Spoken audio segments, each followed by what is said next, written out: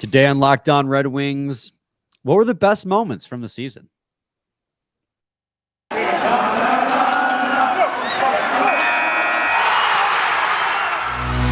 You're Locked On Red Wings, your daily podcast on the Detroit Red Wings, part of the Locked On Podcast Network, your team every day.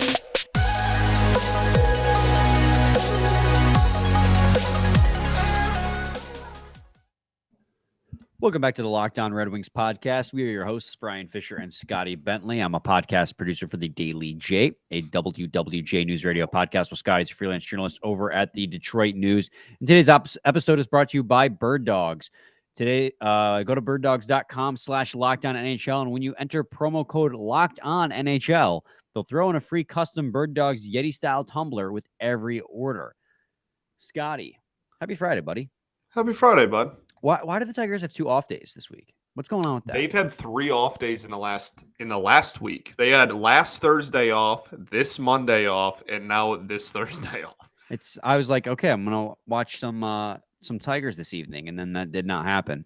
Which, I mean, maybe that was a sign from God to do something more productive with my life. But well, they're in second place in the division, Brian. So watch your mouth. But yeah, I'm sorry. What's their record? Second place in the division. That's not a record. It's good enough for second place in the division. That's what their record is. I don't know what that says. Is the division's trash, bro. They're about to play the Nationals, Royals, and White Sox are their next 3 series, who are all absolutely awful. Yeah, so they lost a series. They lost the series to the Mariners and split with the Pirates, who are also awful. The Mariners are no, that's incorrect. The Mariners are a playoff team, and the Pirates, while they have been awful in May, were the best team in the National League in April. So anyways, alternative facts. Scotty, how we're going to talk about our favorite moments from the season in this episode. And I guess the best way to do this is simply throw it to you. Lead it off, man. What was one of your favorite moments? It can be a game as a whole. It can be a stretch of games. It can be one specific moment. Go ahead and lead us away, man. Yeah, well, I think, first off, I just started spitballing and just like anything cool that happened, I just kind of threw down. And then I narrowed it down to like 4 solid of like, I think these are my favorite moments on the season.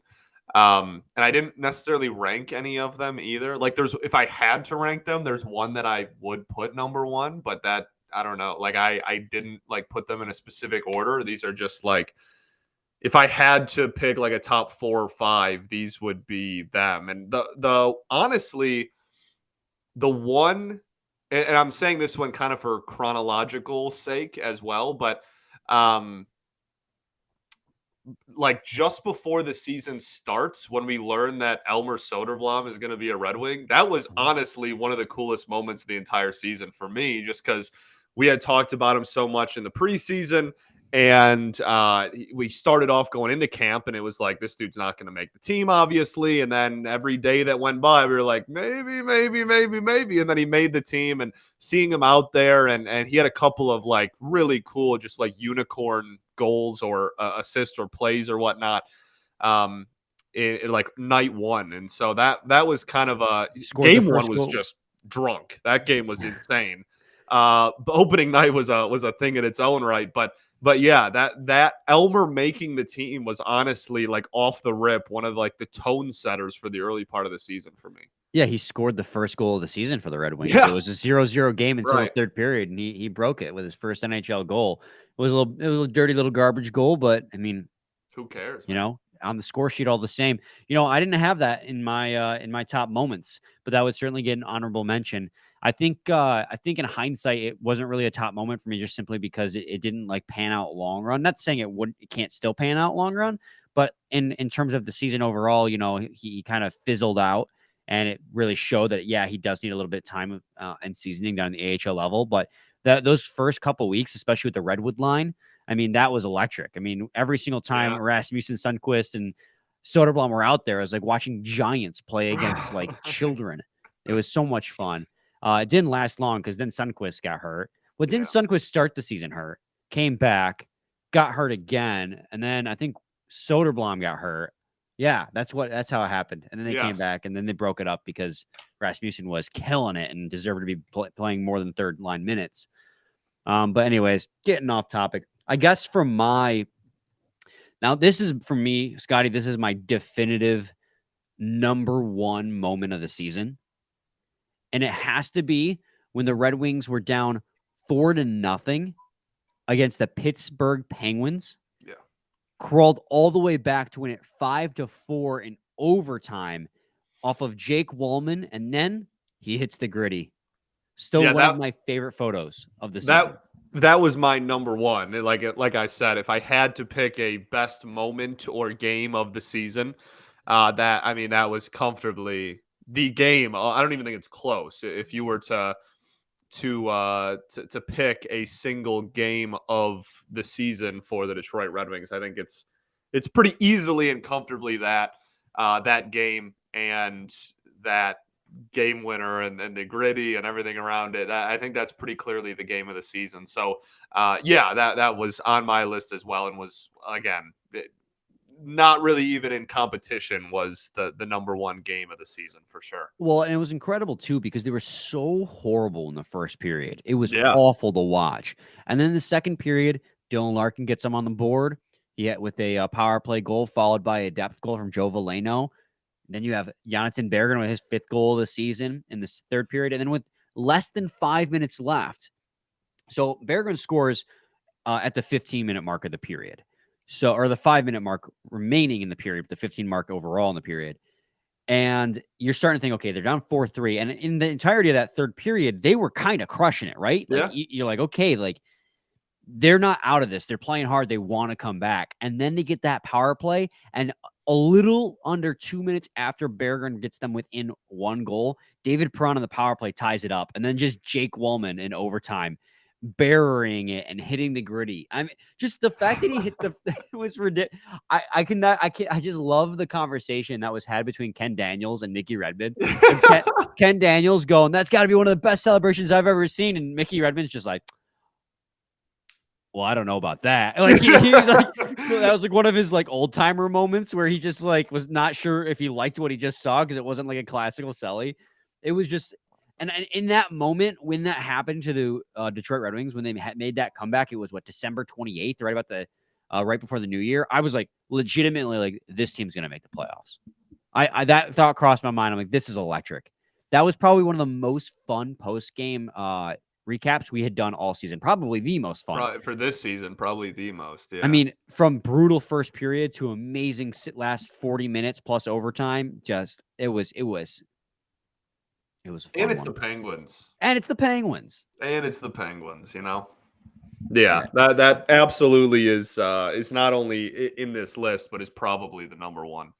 Yeah. Maybe we shouldn't have said it so early. Maybe we should have let people wonder for a little bit longer what the number one is. But at the same time, I feel like it's plainly obvious that that has to be anticlimactic. Yeah. If you do that, so you get to the end and you're like the Ole Mata 1-goal game. Like, unless you're doing that, then people are going to know. Love Mata, but no. It's the dog. Sorry, buddy. He did start the season very hot, though. He did. Scotty, do you have time? We think we have time for probably one more. Do you have another one? We can, yeah. Mine is. There wasn't really one specific moment in this hockey game that stood out, but the win over the Rangers in February, which was the game right before the back-to-back against the Sens, that 48-hour period. Oh, yeah. Between I think they played the Lightning first, actually, and then they lost to the Lightning, and then was the back-to-back to the Sens.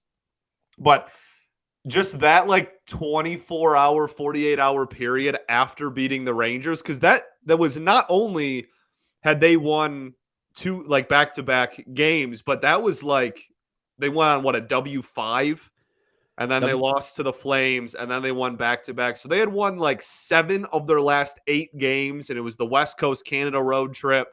And that was the one point in this whole season where everybody was like, let's watch the standings. That was it. It only lasted, 3 days, because then they got the doors blown off them by the Sens on back-to-back nights, and they lost to the Lightning before the before the Sens as well. But like, even in the game against the Lightning, like they got goalied in that game. They outplayed the Lightning that yeah, they entire played game, but well. Andrei Vasilevsky went God mode. Correct. So Yeah. yeah, I mean, I had that.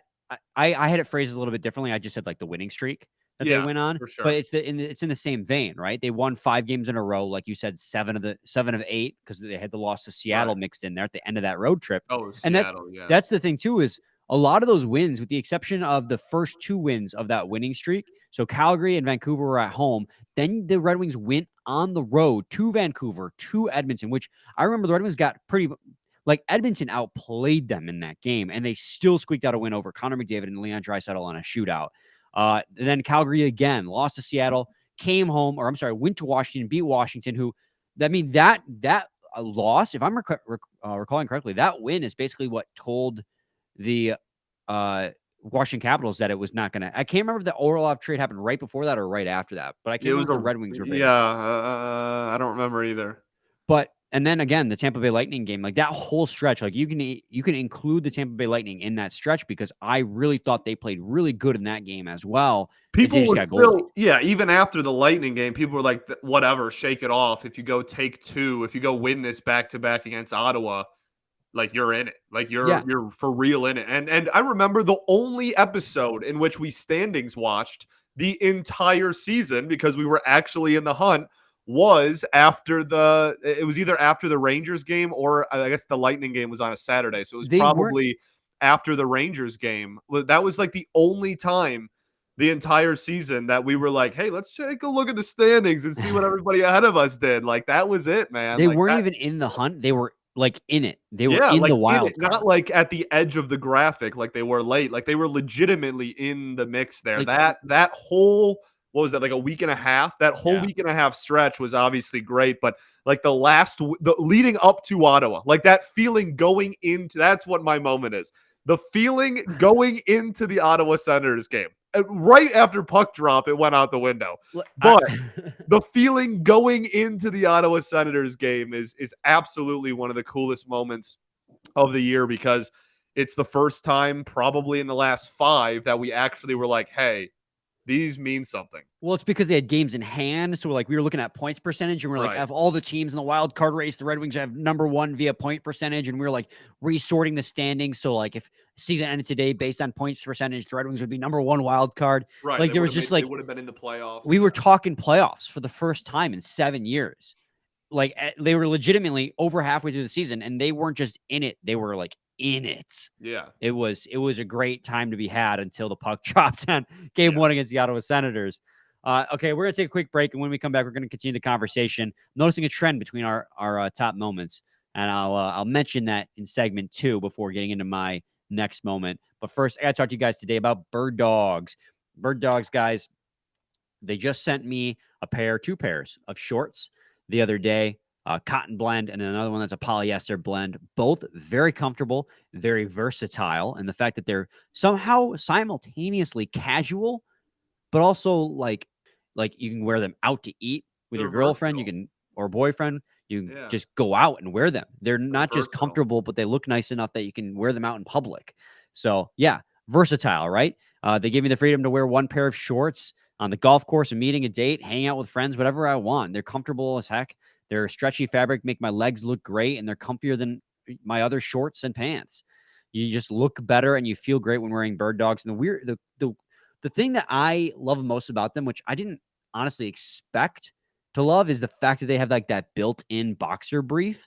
Like it was unexpected because this is a new product for us to use here at Locked On, for us to proudly have as a sponsor. And so I didn't really know what to expect. And when I got that sample and I looked and I put them on, I was like, this is incredible. Like, why have people not really done this more before? Yeah. Like combining that. Why are they 2 separate pieces of clothing? So and now you got it in one. It's so comfortable. It's crazy. So yeah, guys, check out Birddogs. And when you do, they're going to send you a free tumbler in the mail if you order using promo code LOCKEDONNHL at birddogs.com/LOCKEDONNHL. We got that free Yeti tumbler too, Scotty. And I used it for my coffee today and it kept that coffee hot. So go to birddogs.com/LOCKEDONNHL, enter promo code LOCKEDONNHL, and they're going to throw in that free custom Birddogs Yeti style tumbler with every order. Segment 2, Locked On Red Wings podcast. Scotty, I was going to say I was noticing a trend between our moments, and yours are like genuine, like off the. A lot of yours are like off the ice moments. I know, like you said, the stretch. Mine are like more on the ice moments, and I've noticed that between so far what we've chosen. My next one's off the ice too. So good. It's you know what? This is good unplanned dichotomy between the two of us. So we span a large gap of opportunities. Sure. Cast a wide net, yes. Cast a wide net. My next moment is actually a loss. Interesting. But when I say it, you're not going to be surprised. The Red Wings' overtime loss to the Los Angeles Kings early in the season. Their third game of the year, I believe it was. But that was the game where Dylan Larkin went God mode playing defense and knocked the puck away on an empty net. The team comes back down the ice, and Oskar Sundqvist scores the game-tying goal. And then, of course, again, they lost in overtime, but we don't care about that. It was Dylan Larkin putting the team on his back. Got a point. Putting the team on his back. That to get that game to defensive play, I will never forget that. I will never forget him just like a streak of lightning, just like flying down the ice. And the way that he had to like navigate his stick to not make it a penalty and still knock the puck loose, and then everything about it. And then obviously capitalizing it. That absolutely is one of the best moments of the season. It was a 3-point night for David Perron, too. He had a power play goal, an even strength goal, and the primary assist on that Oskar Sundqvist game-tying goal at the end. But that Dylan Larkin, when I started to think, Scotty, when I sat down and began thinking, what are my top moments from the season, it was the Griddy and that play against the LA Kings that immediately popped in my brain. I was like, those are top moments from the season, because my brain defaulted to on-ice moments. But like you said, Scotty, there's plenty of off-ice moments as well. What do you got for me, man? The dad's game. Oh my God, yeah! When Snyder's dad may or may not have been inebriated very much, and was just. I tweeted it out during that game, and I genuinely think that they should do it like next time. I think they do every other, so I think like next year will be the mom's game, which will be just as cool. But for the mom's game, they should do it, and then they should do it again for the dad's game in the year after. Like, have a camera just on the parents. You know what I mean? Like, they should, because the dad's suite was an absolute electric factory, and it was obviously led by Moritz Seider's dad, who was an absolute madman and just talking. He wanted all the smoke from all the fans. It was one of the coolest moments of the season, comfortably. And yeah, just that game, like, that was a solid game, but like just the constant, like, anytime the play stopped, just going up and flashing the camera to the dad suite and seeing somebody screaming at someone, and like the beer was flowing. That was just a really, really, really fun moment and fun night, honestly. Can we add an honorable mention in there, since we're talking about cameras? The first George game. Yes. Oh, absolutely. That's not even an honorable mention. That should be one of the best moments of the season. The George is a legend, dog. From there, I guess I'll go back to another on-ice moment then. I do have a couple off-ice moments, but I think we'll probably be in the same mindset on those ones. But my next on-ice moment, because we love goalies here, I got to give a shout-out to my boy, Ville Husso. 3-0 shutout of the Nashville Predators. Red Wings, he stopped all 26 shots in that game. And at that point in the season in November, the Red Wings were in not just a wild card spot, a divisional spot. I remember getting on here, Scotty. You were not here that day. I can't remember. You might have been sick, but I recorded solo, and I was very okay with going solo in that game because I dedicated that whole episode to my love of Ville Husso, because I was in that stretch when his goals saved above expected was top 10 in the league. Yeah. And he was putting the team on his back game in and game out. And that 3-0 shutout was the accumulation of just how amazing he was playing at that time. And the Wings were third in the division in late November. And I get that that's only the second month of the season, right? So it's not super late, but those wins early in the season, they always say you can't win a championship early in the year, but you can lose a championship. And the Red Wings were hanging with them. And Ville Husso put the team on his back for that one. Scotty, we're going to take another quick break. And when we come back, I'm going to bounce it back to you for another big moment. If you have any more. We'll see. Oh, yeah. Okay, cool. My next one So is also off ice, though. I'm realizing I didn't realize that until you said it. But yeah. I'm like, yeah. So stay tuned to Lockdown Red Wings. Segment 3, Lockdown Red Wings podcast. All right, Scotty, what's your next off ice moment? Apparently, this is unintentionally how we've done it. Calling up Berggren. Really? So That I was a thought about that as an really honorable mention, but I thought there'd be 2 other call-ups that might make the I list mean, higher. I guess. I mean, like, yes, like obviously end of the season, I have that on here too. Getting the Casper and Edvinsson getting the call up for sure. But again, just like in terms of last year, Bergeron was somebody that we continued to talk about. And in November, we did not expect, obviously, Marco Casper and Simon Edvinsson to get a call up. And when they did get a call up, it was very cool that we got to see them. But the season was over for all intensive purposes, and we knew that they were just going to get their 10 games and that was it. Bergeron was like, you're here to make a difference. Like, it's November and we're trying to be a good hockey team, and you're here to really like be an impact player off rip. And so that one, I don't want to say held more meaning, but like that one It had was more just like impact. that one felt like the team felt like it would be a more impactful decision. You know what I mean? I think For him to get long the call up term, when they were like in the middle of playing really, really competitive hockey at that time. I think long term, you're right. Like that is the better moment of the season because, like you said, Bergeron was called up to make a difference. Like he was called up to make an impact, and he created a spot for himself on the team. Like he was called up due to injury, but then he stayed up because he was Right. playing so well, and even got top 6 minutes. But I was thinking in terms of initial hype, which is why I figured Simon Edvinsson. Simon Edvinsson, I think we were in agreement at some point he would get his 9-game tryout. Yeah, of course. So like we were hyped to see him get called up because he's the 6th overall pick, not 2 years ago. But it was Marco Casper, who I didn't think we'd seen in a Red Wings uniform when they loaned him back over to Sweden. Not get called up to Grand Rapids, but to get called up to the Red Wings. Unfortunately, only made one game before getting hurt, but that was incredible hype. So I guess we can just like bunch all 3 of those guys in some of the best moments of the season. Yeah. Just some of the rookie call-ups we got to see. The Casper one was definitely the initial hype wise, probably the biggest. Yeah, as far as like the shocking, that's really like surprising.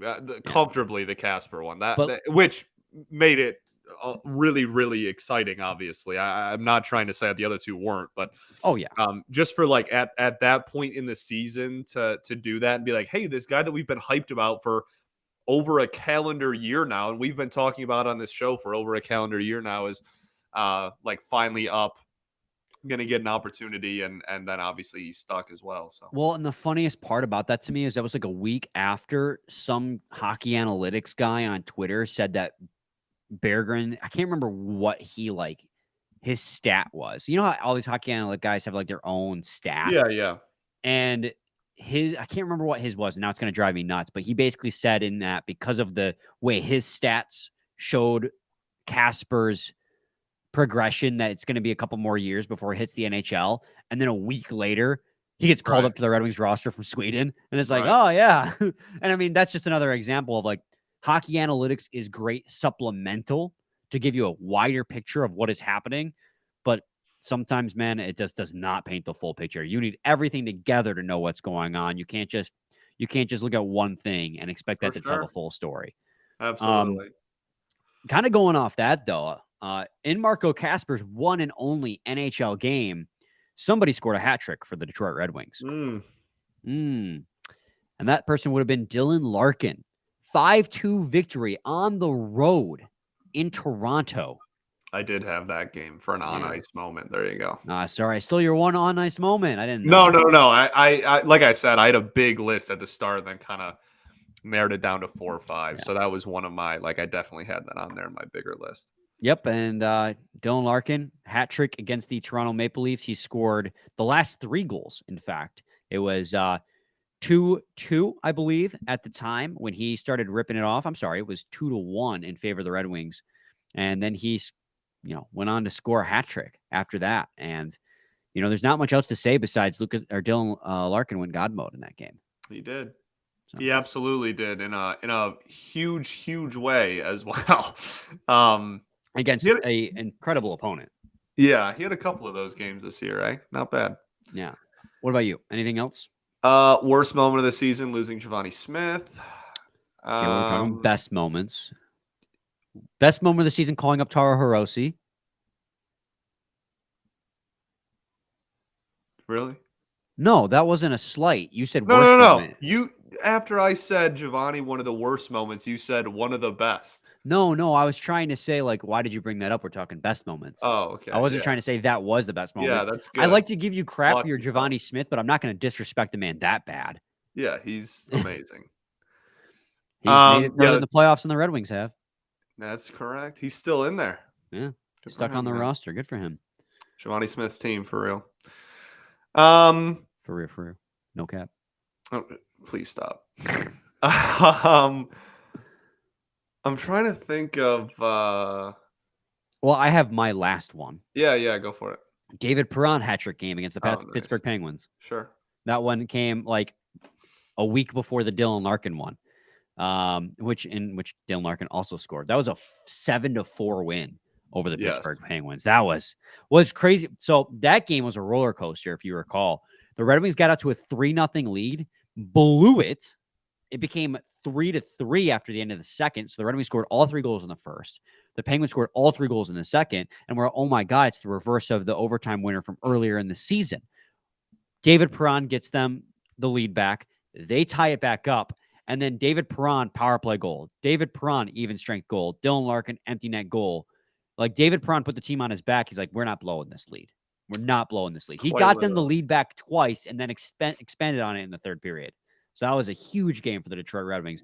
I mean, in the second period, dude, they had 5 minor penalties. They were asking to blow that lead. That's right. Brutal, man. Absolutely brutal.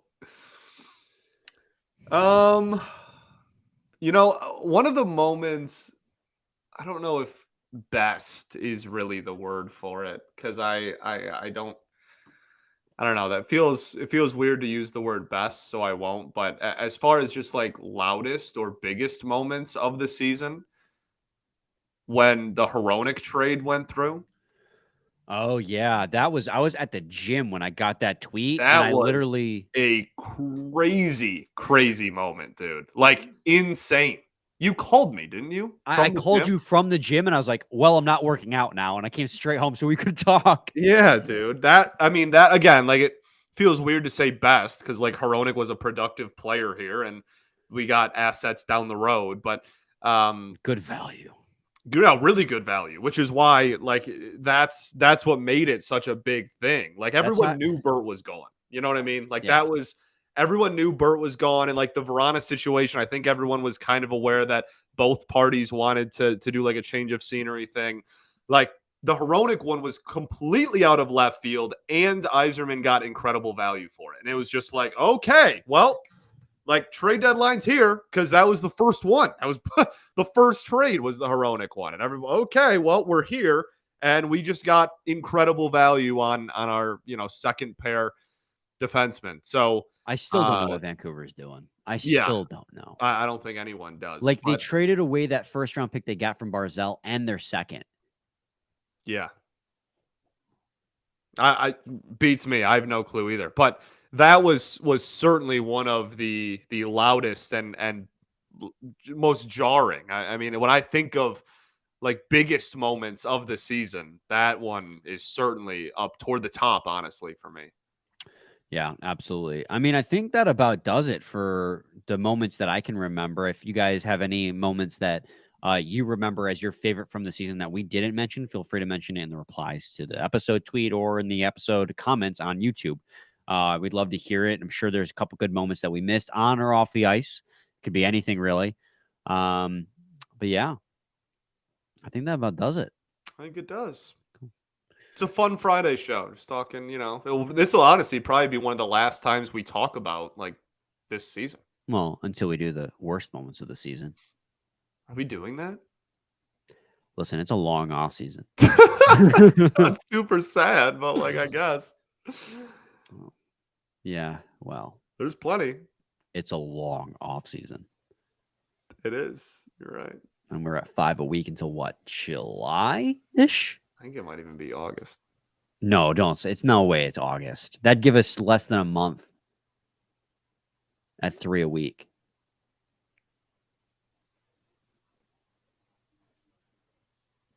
It's a long off season.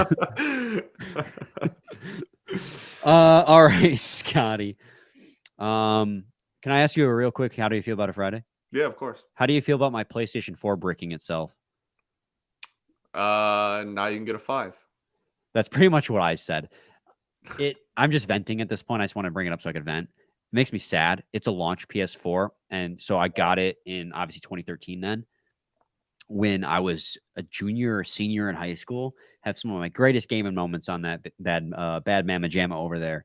But then the HDMI port decided to not put video out anymore. And prior to that, it was beeping all the time, spitting discs out. Like I could tell it was near the end of its life. I took it in to see if I could get it repaired, and they're like, yeah, to get everything repaired, it's going to cost you $400. And I was like, you know what else is? Yeah, you know what else is $400? A 5. Right. But the sentimental side of me, it's sad, man. It's sad. It is sad. So pour one out. But now I don't have really much to. I got my Switch. I guess I gotta get the new Zelda game anyway. So I got some time killers before I can get the 5. Got to save up moolah. Stuff's not cheap. Totally, dude.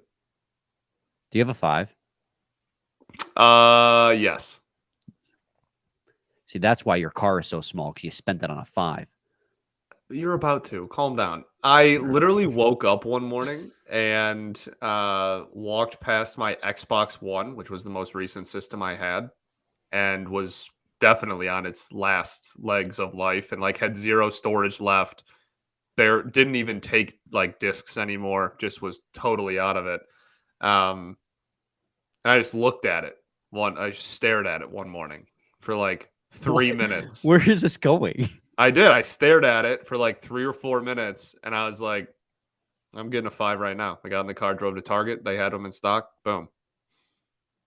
Just like the most impulse decision ever. Do you regret it, though? Absolutely not. Yeah, I need to get a 5, man. I want to play the new Star Wars game, Jedi Survivor. Yeah, it looks sick. My buddy has it. I played the previous one, and I loved it. Absolutely loved it. I'm a huge Star Wars nerd, so I was aching for a game like that. Yeah. But now I'm just sad. It died. Sorry, man. Rest in peace. I'm gonna give it a 21 gun salute. All right, Scotty. Any final thoughts, buddy? We will. All right, we'll be back with a new episode tomorrow. Or not tomorrow, it's Friday's episode. Ooh, where's my mind at? Monday. So stay tuned. Same time, same place. Your team every day. Every day.